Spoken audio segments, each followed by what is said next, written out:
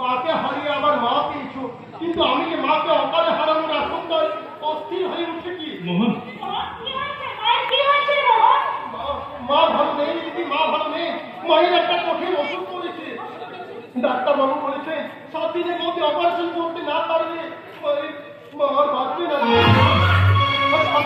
আর কোনো দরকার 50,000 টাকা। 50,000 টাকা? দিদি, আমার একটা কথা রাখবি দিদি। তোদের তো অনেক টাকা দিবি, আমাকে 50,000 টাকা দিবি। আমি পরে ফোন করে দেবো দিদি। শোধ করবি? কি করে শোধ করবি? কে আছে চল শুনি। দিদি, বেকার বাউন্ডার হয়ে সারাদিন তুই ঘুরে বেড়াস। নিজের মায়ের চিকিৎসার খরচ জোগাড় করতে না পেরে লোকের কাছে তুই এসেছিস হাত পেতে ভিক্ষা করতে। তোর লজ্জা করে না? লজ্জা করে না? কি বলছি? ওই মাসিমা তো তোমারও মা। ওই মায়ের প্রতি কি তোমার কোনো কর্তব্য নেই?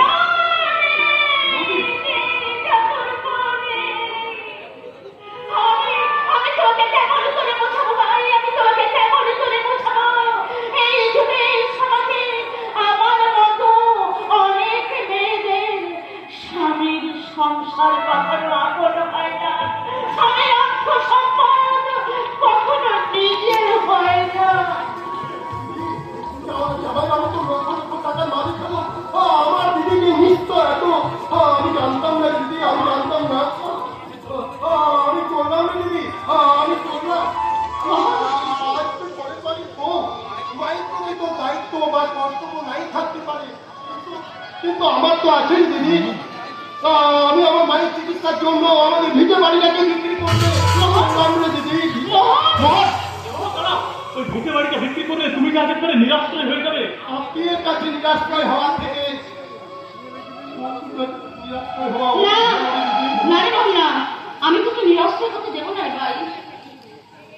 তুই আমাকে ভুল বুঝিস না ভাই, তুই আমাকে ভুল বুঝিস না। দিদি, তুই অনেক যন্ত্রণায় তোকে কথাগুলো বলতে আমি বাধ্য হচ্ছি। আয় আয় আয়, আমার কাছে আয়। আমি যেমন করেই হোক তুই সবাই করে আসবি তোর জামাই বাবুর ওই ব্যবসার টাকা থেকে তোকে আমি টাকা দেবো, কিন্তু 1 মাসের মধ্যে কিন্তু ওই টাকাটা শোধ করে দিবি। তুই পারবি তো ভাই? আমি চেষ্টা করবো রে দিদি, আমি চেষ্টা করবো।